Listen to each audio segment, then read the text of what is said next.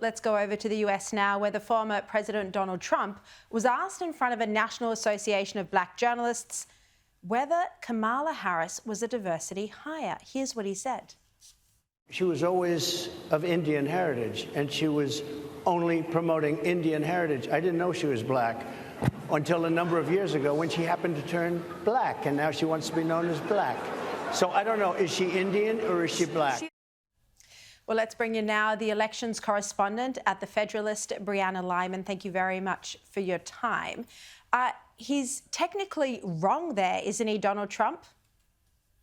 Yeah, Kamala Harris is half Indian, half Jamaican. That being said, I think what Donald Trump was trying to allude to is the fact that Kamala Harris is trying to play up half of her heritage while ignoring the other half to appeal to obviously Black voters, because that is a voting bloc that Joe Biden was actually losing.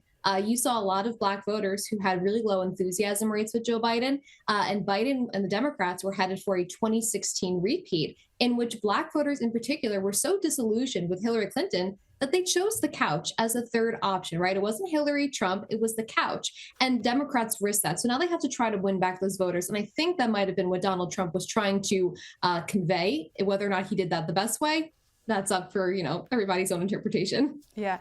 Look, it's been said that Kamala Harris brings out the worst in Donald Trump's instincts, that he often makes sexist comments about her. And I guess we're starting to see, or not necessarily sexist, but inappropriate comments about her. And we're starting to see that. Do you think that proposition is right, that the way he's responding to her isn't presenting him in the best light?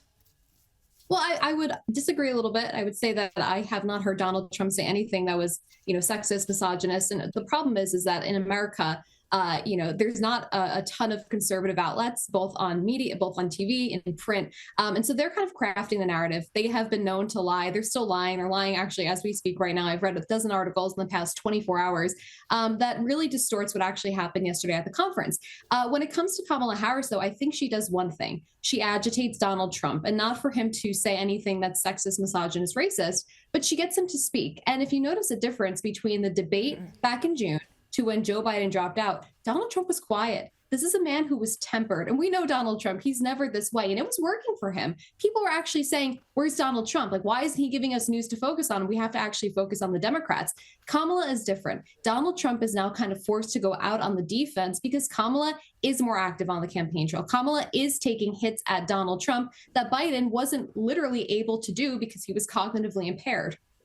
And let's have a look at one of those hits. Here was Kamala Harris responding to what Trump had to say. And it was the same old show. The divisiveness and the disrespect. And let me just say, the American people deserve better. The American people deserve better. So, Brianna, it's a different candidate, but the campaign strategy is the same, which is focus on Donald Trump, the man, focus on his divisive character, focus on the chaos. And this is probably what we're going to see more of over the next few months from the Democrats.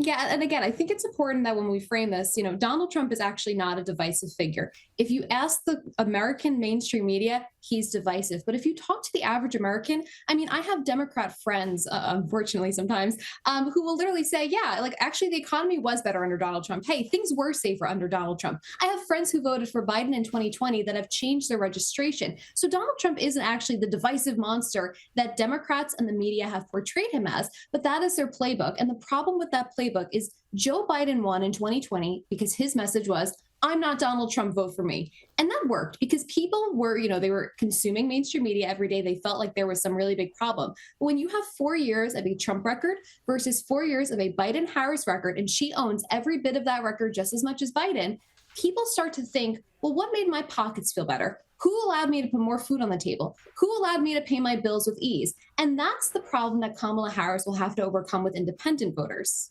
Yeah, and inflation and cost of living, of course, just a big issue in the US like it is for us here in Australia. Kamala is being criticised, though, for refusing to do any interviews with journalists.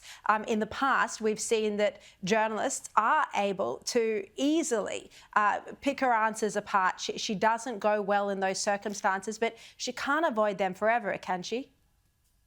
No, but Kamala Harris has this really luxury or benefit right now is that most candidates would have had months in the public eye before the election, right? Joe Biden was technically chosen as the presumptive nominee back in what, February? I think our primaries ended maybe March. It was clear that he was going to be the nominee. Kamala Harris has what 97 days left compared to most candidates who have 6 to 7 months who have that intense scrutiny. So she's going to skate by 4 months of solid interviews, of solid scrutiny, of questions, and that's what she's going to use to her advantage. She has yet to sit down for a live sit down interview. I'm curious as to when that will happen, and I think the fear from her handlers is that she has the same problem Biden does. She can read off a teleprompter just fine. She can chat with people for a minute or two here and there on the streets. But when it comes to answering questions, especially about her record, they don't really have a lot of answers to explain why things have gone so poorly. And it's interesting. Donald Trump does expose himself to hostile interviews. We've seen that time and time again. The Black Association was one such hostile place, but Kamala will probably try to only do media interviews with friendly stations. That's what I think is most likely going to happen over the next few months to reduce the risk. Brianna Lyman, thank you very much for your time.